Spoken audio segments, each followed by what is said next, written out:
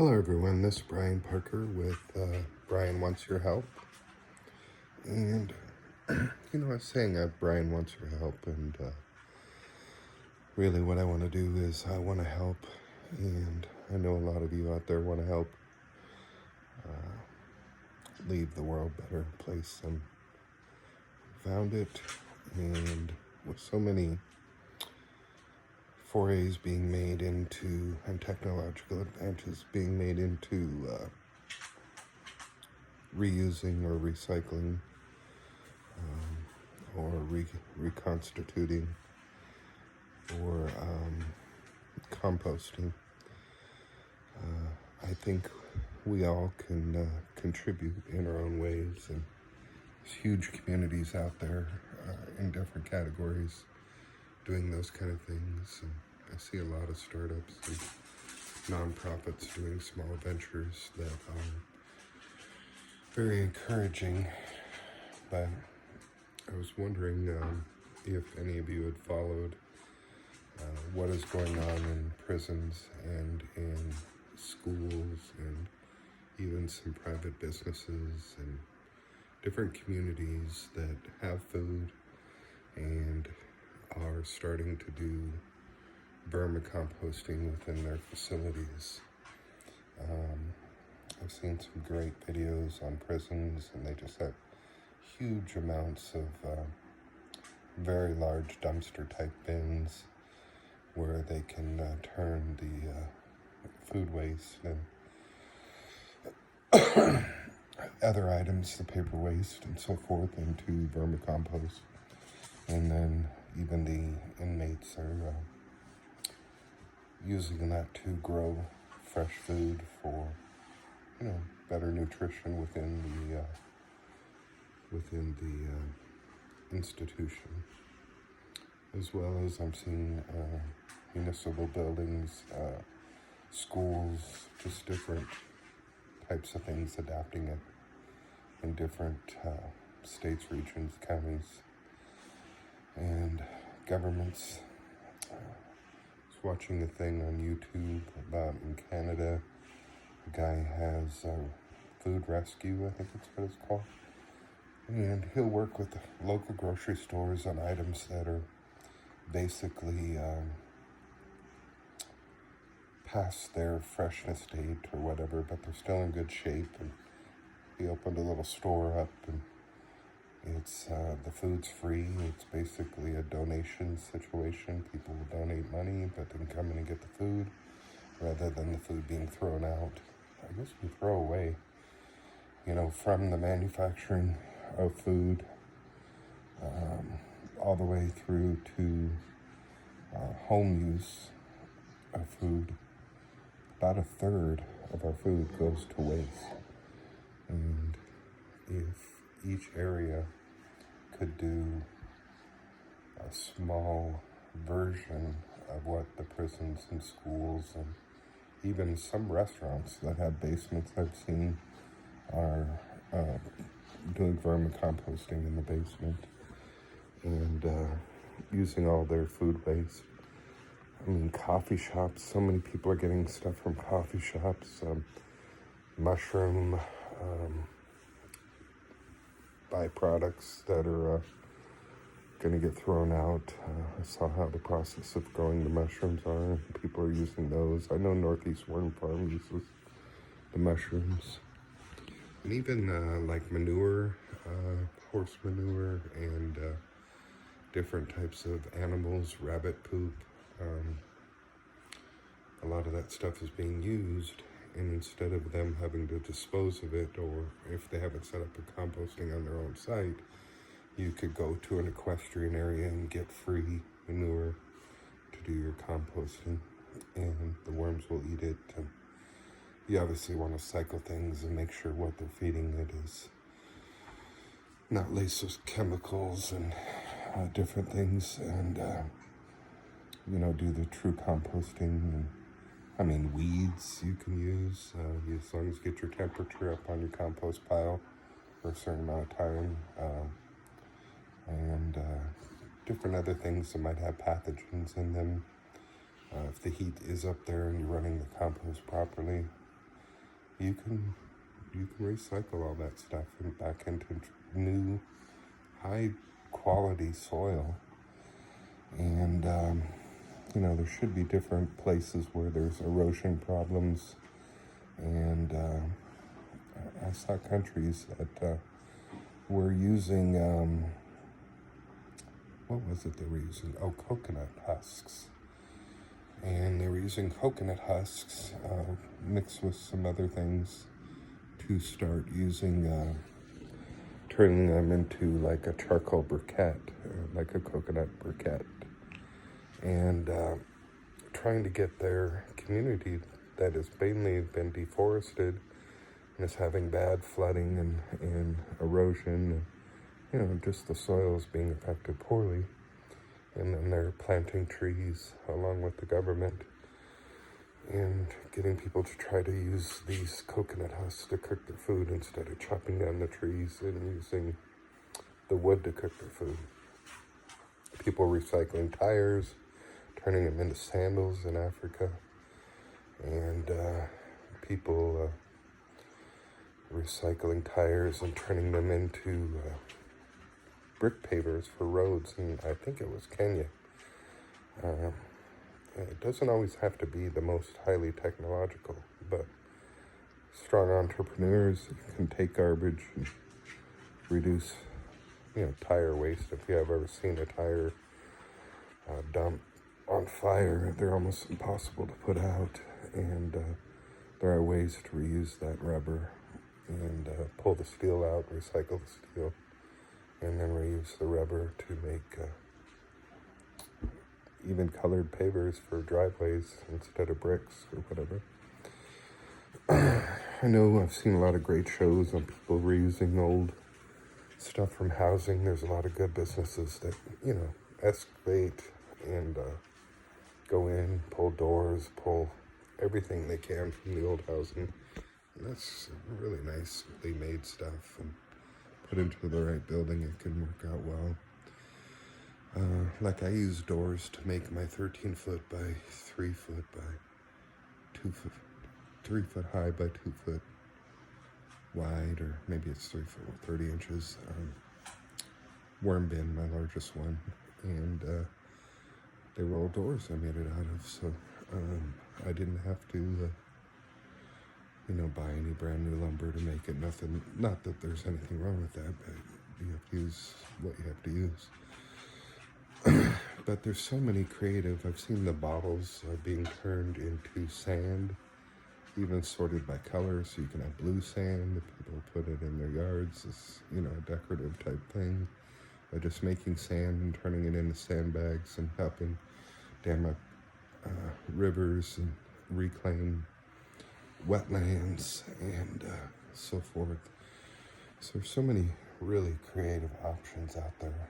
I like the ingenuity and just looking into it. One thing I was watching today, or yesterday, I can't remember when I was watching it, but the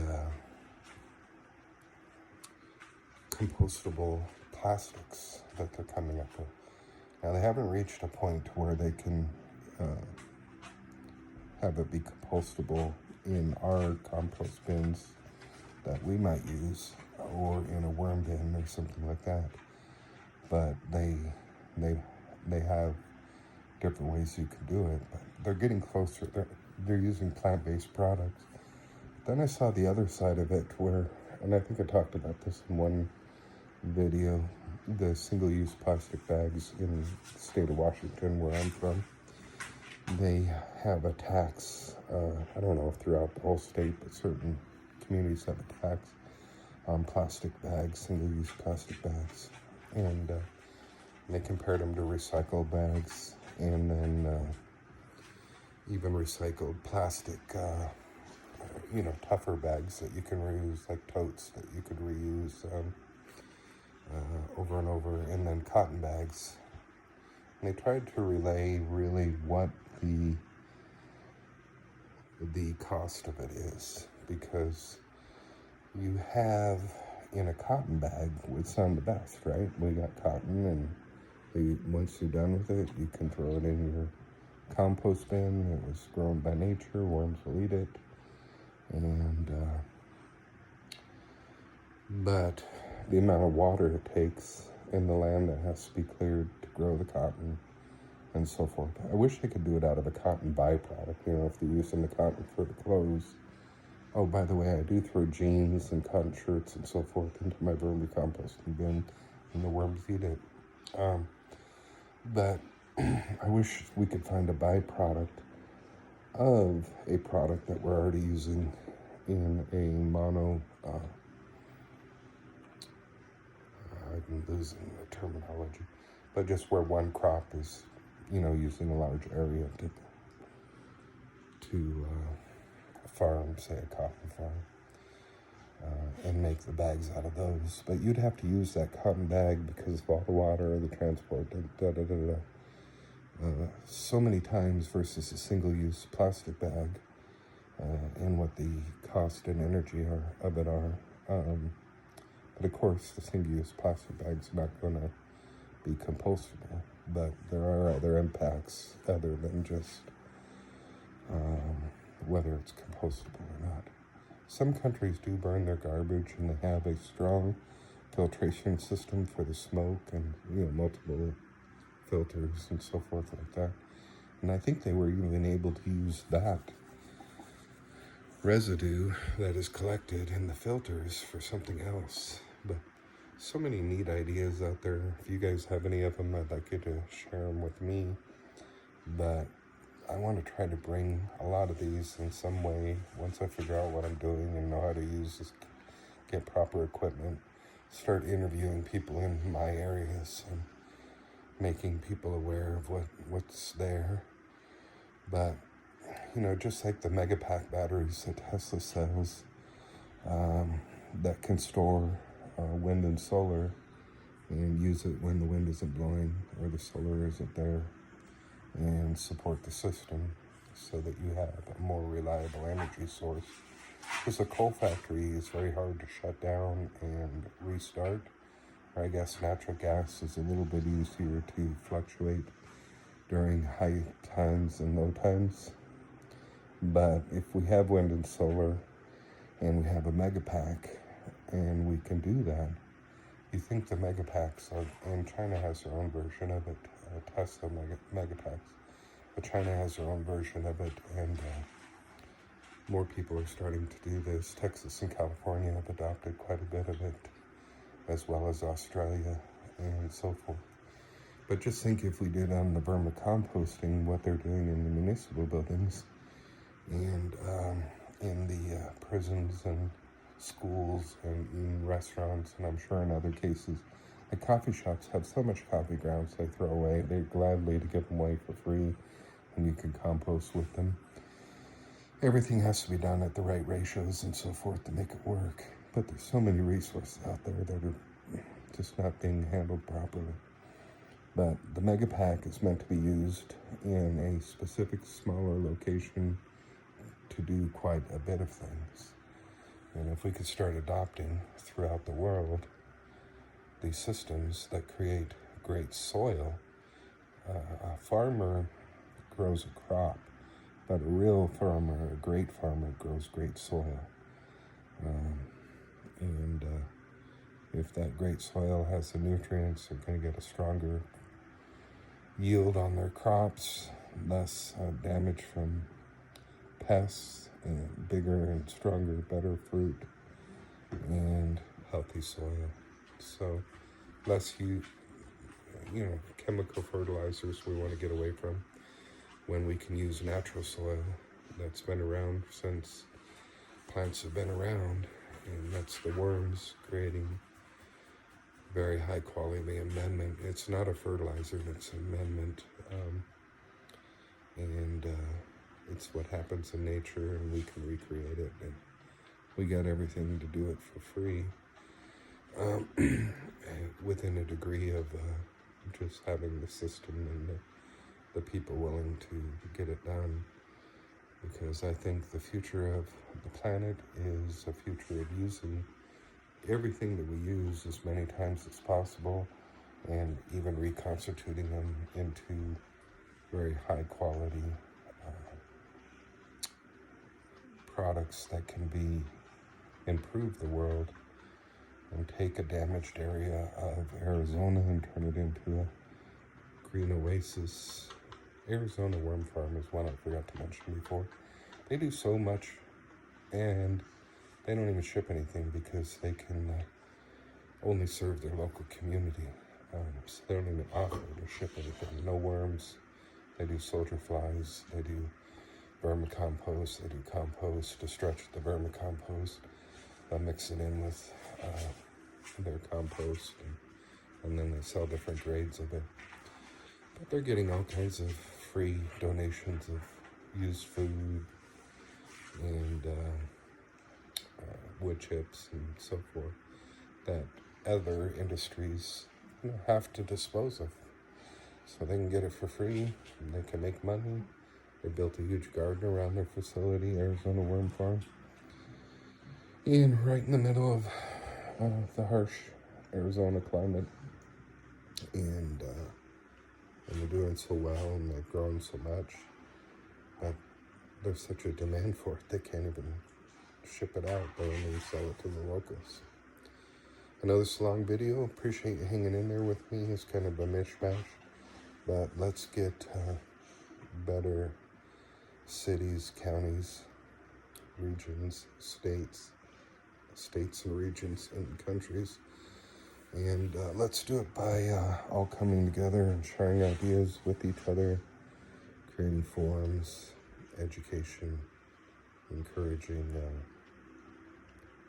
people to do it. Sometimes hard to get the government to do anything without it costing more than they do, because they have to review, and so many people that work there have to get paid to approve anything. But hopefully we can find people with good common sense where it's a good idea, and we can use it to make food and waste and our trash and turn it into all sorts of things and reuse it. Anyways, thanks from Brian Wants to Help. I do want to help. I know you guys want to help. And let's try and get as many people on board to put in some good systems. Thank you for your time. Bye-bye.